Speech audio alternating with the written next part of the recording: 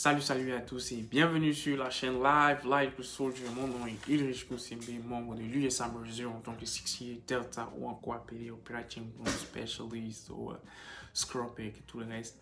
Bienvenue dans cette vidéo où nous allons parler de Instant MOS. Instant MOS, nouveau concept qui a été placé où nous allons parler généralement des différents jobs au sein de l'armée américaine. Donc aujourd'hui, nous allons parler d'un MOS appelé 60 Series.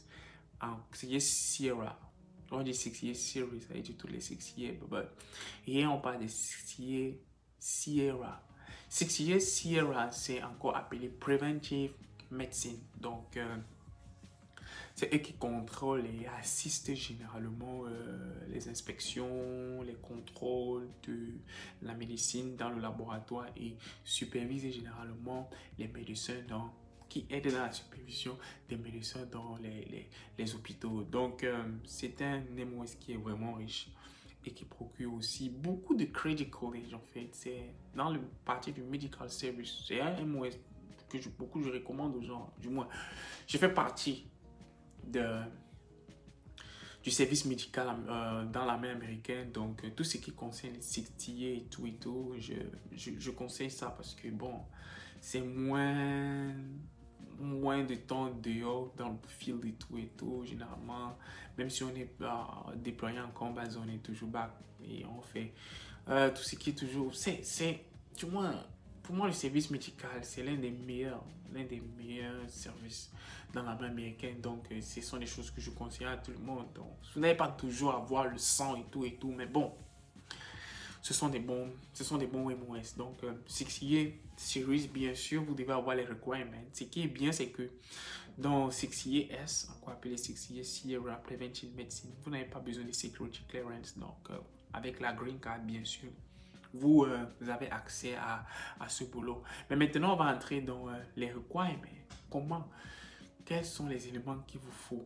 Du moins, qu'est-ce que vous devez avoir pour que vous soyez dans 60 S, encore appelé 60 Sierra. Donc, vous devez avoir une vision normale, bien sûr. Si vous portez les lunettes, il n'y a pas de souci, mais votre vision doit juste être normale. Normal, porter les lunettes, bon, ça va rendre certaines personnes confuses, mais si vous avez passé le MEP, on va dire ça comme ça. Si vous avez passé le MEP, vous êtes tranquille. Ensuite, vous devez avoir une classe appelée chimie. Vous devez avoir un grade qui est supérieur ou égal à C en chimie. Si vous êtes allé au collège, vous ne devez pas avoir de felony, vous ne devez pas avoir d'historique de crime et tout. Bref, vous devez avoir passé la base de la sécurité clearance, mais pas avoir une sécurité clearance, si vous comprenez ce que je veux dire. Donc, vous devez avoir tous ces éléments-là tranquilles. Et ensuite, en parlant maintenant de score, dans votre ASVAB score, vous devez d'abord passer votre ASVAB score et vous devez avoir une note de ST qui est le Skill Technician de une note qui soit supérieure ou égale à 101. Alors, où est-ce que la formation se passe? Vous devez alors Basic Training, vous finissez votre Basic Training, n'importe dans quelle base est-ce qu'on va vous envoyer.